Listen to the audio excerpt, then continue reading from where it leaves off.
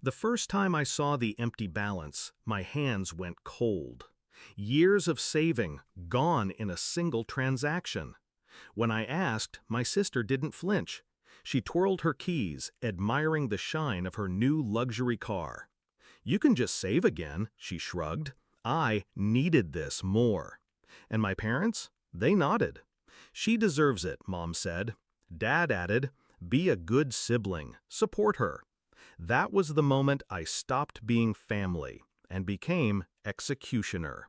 I just smiled, walked to the kitchen, picked up my phone, and called the bank. They had no idea that fund wasn't just mine. It was tied directly to theirs. I had built that fund carefully, not just to buy a house, but as leverage. Joint investments, co-signed guarantees, tax shelters in my name, theirs woven in. They thought they were clever, tying me into their financial web so I'd never leave. They never realized I studied every statement, every loophole. If they wanted to drain me, they'd bleed with me. But I didn't move fast. No, I moved patiently. I let my sister brag. At dinner, she boasted about the leather seats, the custom rims, the envy in her friends' eyes. My parents clapped like seals, proud of their golden child. "Don't worry," my sister told me with a smirk. "When you buy your little house, I'll visit in style." Her words stung, but I let them sit, because anger makes you sloppy, and I wanted to be surgical. So I studied their debts, mortgage extensions, quiet late fees, my father's credit line barely afloat, my mother's emergency medical bills she never admitted to. My sister's new car wasn't fully paid. It was a noose of monthly payments she couldn't afford without them. And that was my crack in the wall. I moved in silence, shifted accounts, called the bank, the broker, the lawyer I had been quietly paying for years. I pulled the pin on the grenade they'd handed me when they tied my savings into theirs. One by one, accounts froze. Credit lines collapsed. Insurance premiums defaulted. My fund had been the collateral keeping them afloat. Without it, the house of cards toppled. I watched the numbers shift in real time. My sister's car loan now red-flagged. My parents' mortgage now under review. Their perfect financial balance shredded in hours. And I waited. The call came 2 weeks later. "Why are our accounts frozen?" Dad barked down the line. Mom's voice cracked in the background. My sister screeched, demanding answers. I held the phone steady, calm as ever. "Because you spent what wasn't yours," I said. "You selfish little—" Dad started, but I cut him off. "You wanted me to save again?" My voice dropped, low and sharp.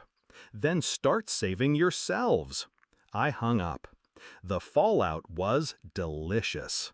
My sister tried to keep the car. Couldn't. It was repossessed in public, the tow truck hauling away her pride while the neighbors stared. My parents scrambled, begging the bank for extensions. Denied. They had to sell the vacation cabin to keep the main house. My mother wept. My father raged. And me? I signed papers on my new condo. Paid in full. Keys in hand. I didn't invite them to see it. The confrontation came months later. They showed up unannounced, standing in my spotless kitchen like beggars who once played king and queen. My sister without her car, my father hollowed, my mother gaunt. "You ruined us," Dad hissed. "You did that yourselves," I said. My sister's eyes burned. "You think you're better than us?" I met her stare. Calm, cold. "No, I just learned not to let parasites feed off me." Silence.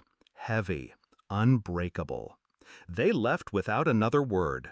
That was the last time they ever set foot in my home. Now I sit by my window, city lights flickering against glass. My name alone on every deed, every account. Untouchable. I gave them a choice once, family or betrayal. They chose betrayal.